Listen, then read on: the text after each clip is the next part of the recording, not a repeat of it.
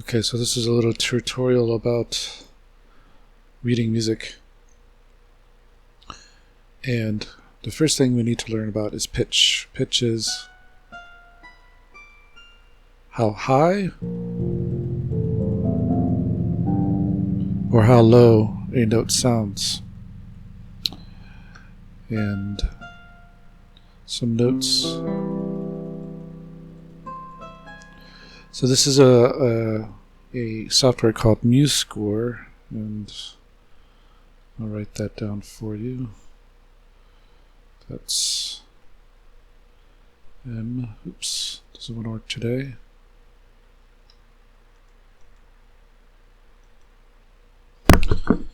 It's musescore.com. So that's the software that I like to use. And let's go back to our Musescore page. So things to notice about our music stuff. What do we notice? Well, it's made up of 5 lines, 1, 2, 3, 4, 5. Has this thing here at the beginning that's called our clef. In this case, it's treble or G clef. And we'll get to why it's called that in a sec. This is our time signature. There's numbers, of course, and these are our notes. And notes signify 2 things.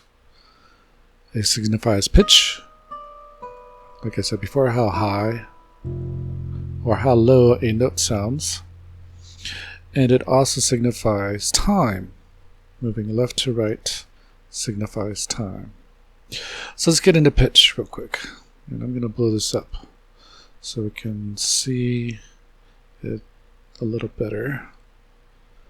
That's probably good. Alright, so as I said before, there are 5 lines. 5 lines.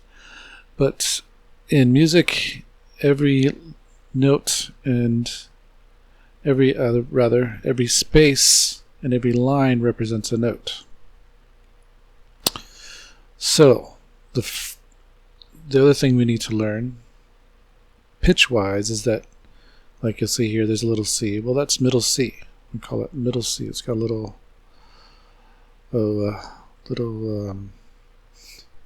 caret next to it. This is what we call this. This little caret. No, that's not a caret. That's a apostrophe. Whatever you want to call it. The apostrophe. Carets are like this. That's a caret. So we use those in music too, but we won't get into that right now. So this is middle C. And that actually represents the octave it's in. So we say, okay, that's middle C. And the next octave has 2 of those, and the next octave has 3 of those. So what's an octave? Well, first let's get into what we call the pitch classes, maybe we would call them, but just the pitch names. So we have 7 letters in our musical alphabet. A, B, C, D, E, F, and G. A, B, C, D, E, F, G. And then we just start over again. A, B, C, D, and so on and so forth. So we start out with A, and if we look down at our keyboard, the note A is going to be right here. Two keys, 2 white keys that is, before C. So this is B, and this has to be A. So we see it's alphabetical. A, B, and then C, right there. A, B, C. So we see that the keyboard is spaced out into black keys and white keys, and we have 3 black keys, 2 black keys, 3 black keys, 2. So if this is the note A, in between the second and third group of 3 black keys, then this is the note A. Right here. That's a group of 3 black keys, so right here. And this is the note A. And this is the note A. And this is the note A. And of course down here, that's the note A. And that's A. And way down here, that's A. So this is A, so that has to be B, C, D, E, F, G. A, oops, starting out A, B, C, D, E, F, G, to A again. And so on and so forth. A, B, C, D, E, F, G, A again. It just repeats like that. So if we count the number of notes between A and A, we start on A, we go 1, 2, 3, 4, 5, 6, 7, 8. That's 8 notes. So that's what we call an octave. Octave. Oct. Like octopus, there's 8. 8 voices, we would say. Octave. So that's where we get that from. Octave. And we break up, again, like I said, we break up our keyboard into different octaves. But the strange thing is they start on C. And we'll get to that why those are grouped in based on C in a sec. So how do we learn where the notes are on the staff? No, the staff. Well, we can have a clue by looking at the clef. The clef guides us to know what the notes are on whatever staff we are working with. This in particular is called a treble clef. There's different clefs. There's bass clef, there's C clef, and so on. So this is sometimes called the G clef. Now look, if I trace this part right here, it kind of looks like a G. So if we think of it like this is G. So the second line here on the staff represents the note letter name G. And in particular, it's this G above middle C, right there. This G right here, that's G, this second line. So if I drew a note with a note head, we call it covering that line, that would be the note G. That would say, play the note G when you see this. Okay, so how do we remember all the notes? So remember, each line and each note, each line in each space represents a note. So what are they in particular? Well, for the lines we use E, G, B, D, and F. The first line is E, second line is G, B, D, and F. So E, F for the space, G, A, B, C, D, E, F. E, G, B, D, F. And we use this little acronym, every girl and boy deserves fudge. I came up with this because I have a lot of girls in my teaching practice, and you know, say, oh, why can't we have girls in there too? So every girl, and because a lot of people say every good boy, so we said every girl, and so that reminds us that the second, this note in between G, that's an A, right? Every girl and boy deserves fudge.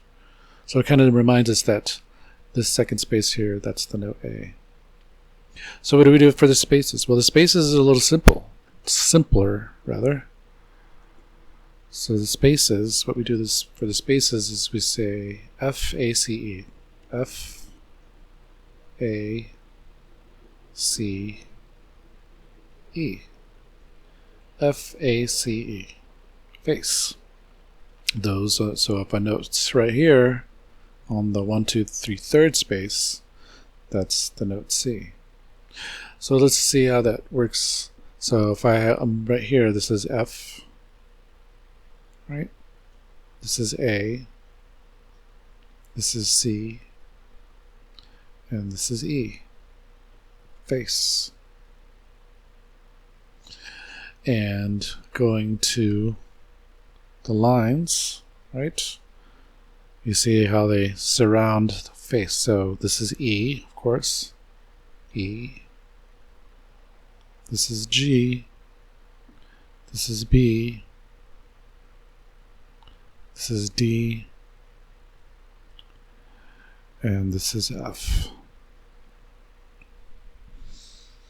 EGBDF, FACE. So those are the pitch names. The pitch names, how we keep track of them, right? So we see here E, F, G, A, and the alphabet starts again, B, C, D, E, F, and then of course there's an imaginary space here above the staff too. So this would be the note G, and then our staff is kind of like a ladder, like a fire engine ladder. We can extend it. So I put a temporary line here. It's called a ledger line, and if I want to put a note above G, then this is the note A. So if I put a note here on a ledger line, that's the note A. And then if I put a note above that ledger line, that's going to be B again. And then if I put two ledger lines, that's going to be the note C again. So we just extend the staff by using this temporary ladder using what we call ledger lines. And the ledger lines can extend below the staff. So this first space below the staff is D, and then we have C, and then below that is B, right? This would be B. Getting kind of messy over here. I think I'm gonna clean it up a bit.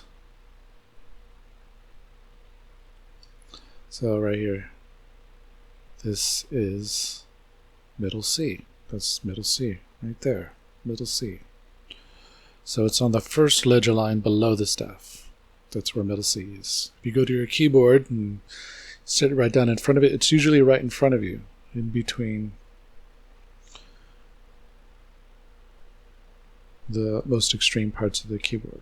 Most keyboards are designed that way, even the small ones. So they don't start way up here. What they do is they just kind of cut off this and cut off that, the smaller your keyboard gets. So useful things to know is we need to know our alphabet, but of course what you need to do, and most beginning musicians don't get this right away, but you need to practice saying your alphabet, but also saying it backwards. So F, E, D, C, B, A, B, oops, F, E, D, C, B, A, G, F, E, and so on and so forth, right? Another little trick I like to do with some of my students is to teach them to use their hand to help them. So if I could draw a little hand like this. So we hold up our hand in front of us.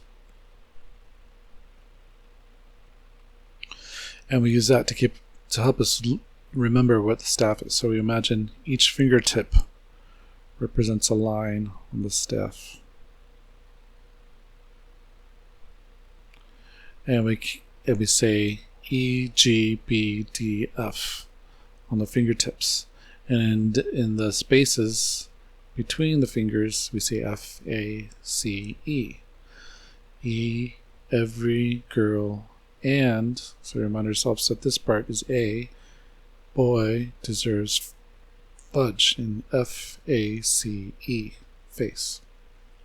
Just a little trick that can help your young students, or help you. Because I'm not sure who's watching this. Whatever helps. All right. So we covered ledger lines, we covered the pitch. And so now I want to cover a little bit about moving this way.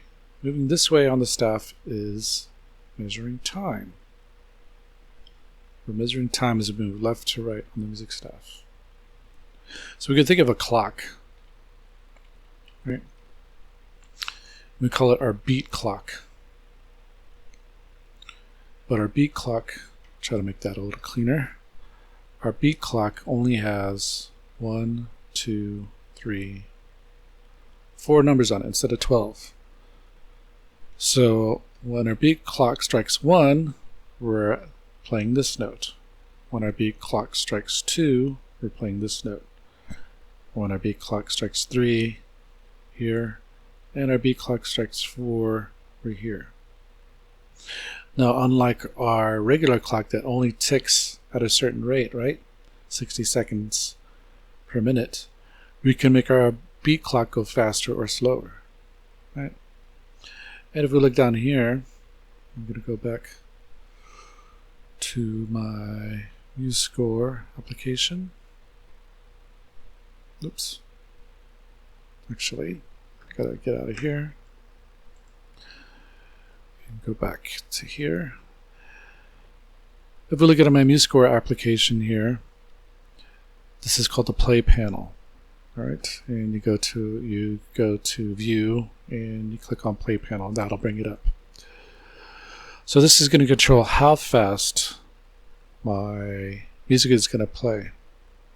Make sure I'm going to click on this. This is going to give us a count-in of 4 beats. And I'm going to slow it down because this is at 120 beats. I don't want to go that fast. So that's BPM, that's beats per minute. So I'm going to slow it down to about 72 is good. 72 is great. So let's hear how this sounds.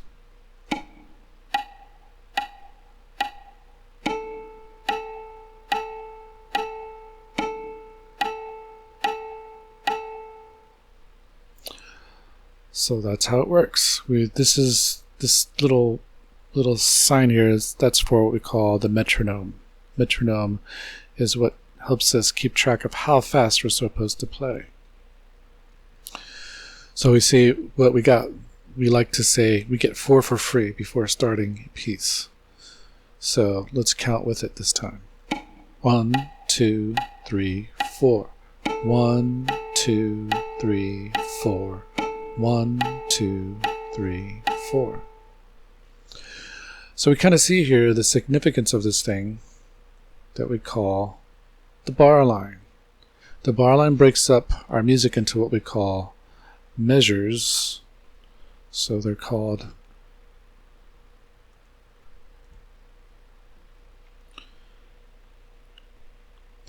measures, or bars. So this is a bar line or measure line, and we break it up into groups of 4. Groups of 4 beats. And I'll erase this real quick here. And maybe I'll go back and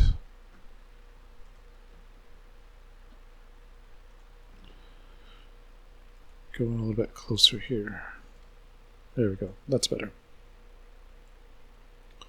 So that leads us into what I call the time signature, because it tells us how many beats are going to be in. So the top number tells us how many beats.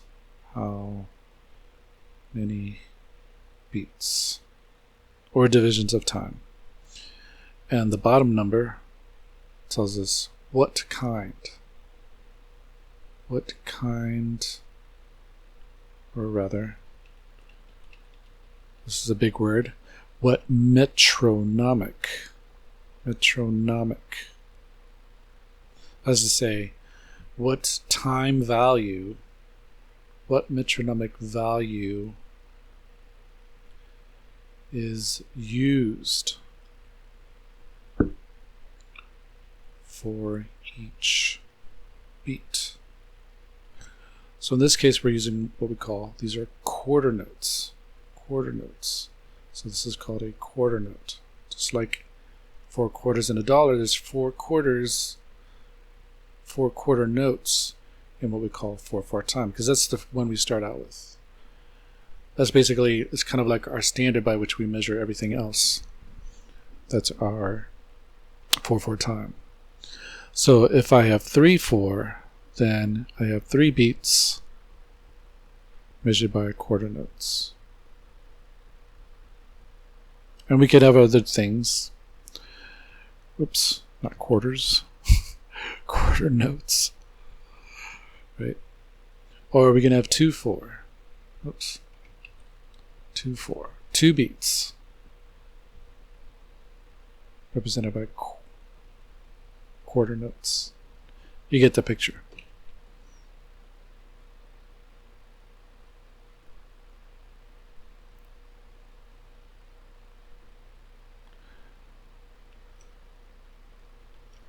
So without missing it, this is this part right here. That's called our note head. Oops, wrote it down here. Note head. It's called a note head. And we have different kinds of note heads. We have the ones that are filled in, like our friendly quarter note, and we have ones that are empty. Those are used to signify different amounts of time that each note lasts, or its duration during the playing against the beat, as it were. Because the beat is always there. Even if a note is not playing, the beat is always there. That's the one constant. The beat can slow up, or it can speed up, or it can slow down, but it's always there. And this part that we have, this is called the stem. The stem. And sometimes you'll see a stem with a flag. We're not going to worry about flags right away. That'll be in the second part. But we're just going to worry about quarter notes, and this guy is called a half note. And we're also going to talk about whole notes. So I'm going to go back into Musescore.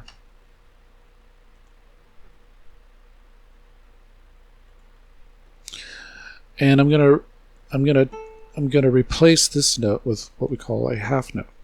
So now this note is taking up 2 beats, the first and the second beat. And I'm going to turn this guy into a half note. So he takes up 2 beats. Now a whole note, if you're probably guessing, takes up all of the measure. So now the program's automatically formatted it so that, because we like to save paper, being musicians. So let me format it to take up less space. So now let's hear what this sounds like. 1, 2, 3, 4. 1, 2, 3, 4. 1, 2, 3, 4. So now if I was a singer, la la la la. If I was a singer, as I was playing an instrument that had more of a sustain, that is to say, more of a long-lasting note, right? Then it would sound more like this. It would sound like 1, 2, 3, 4.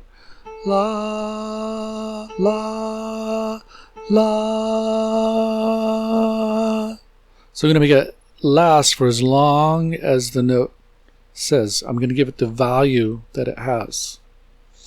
Being a piano, or if you're using a plucked instrument, it's not going to last that long. But what you're going to be careful to do is not mute the sound or cut off the sound too early.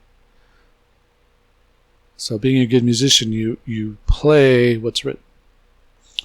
You have to play what's written.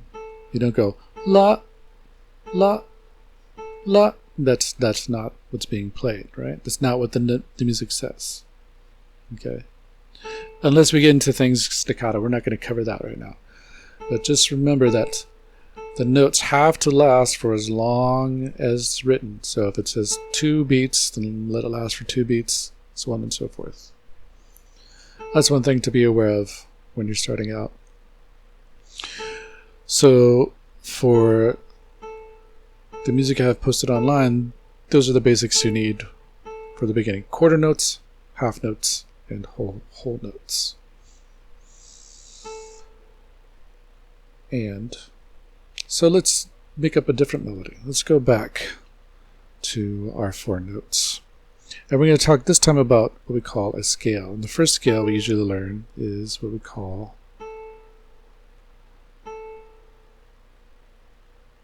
oops.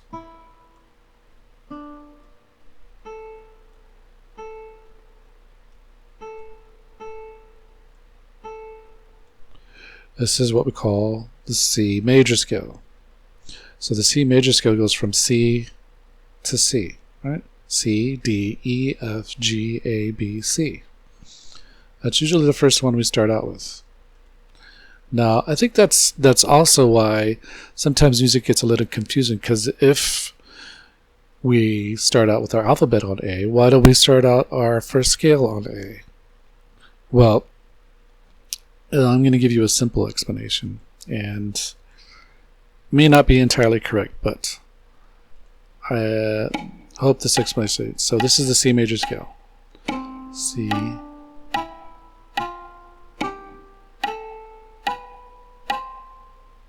And you may recognize as that classic do, re, mi, fa, sol, la, ti, do, what we call solfege syllables that help singers starting out learn to train their ears and their voices to recognize pitches and intervals. Intervals being the distance between notes. But beyond that, okay, so I'm going back to that question, which is why don't we start on the note A? Well, let's go. I'm going to transpose this up to the note A and get rid of this accidental here.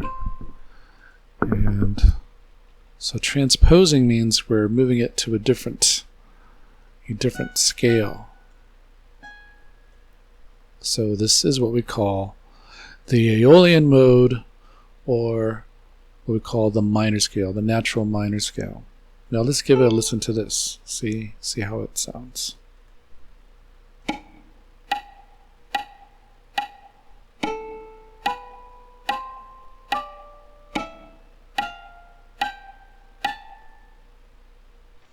So it sounds a little different, right? Well, that's what we call the minor scale, and it has a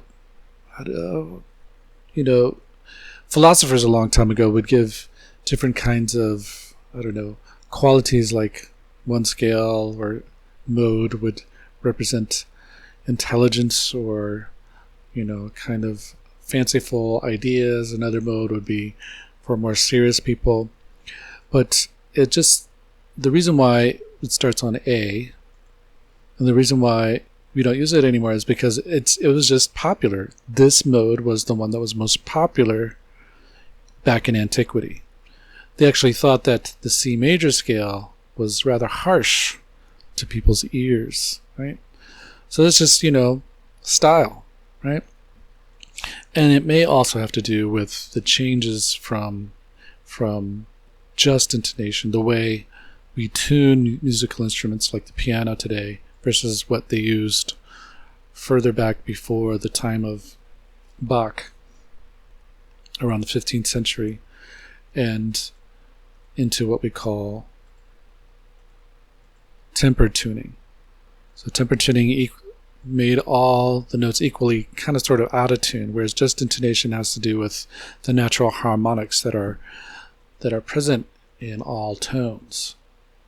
So some people think that might have something to do with it. But, be that as it may, that's kind of my simple explanation. That's why we don't learn, minor scales first, because most popular songs that people play are in major scales, right?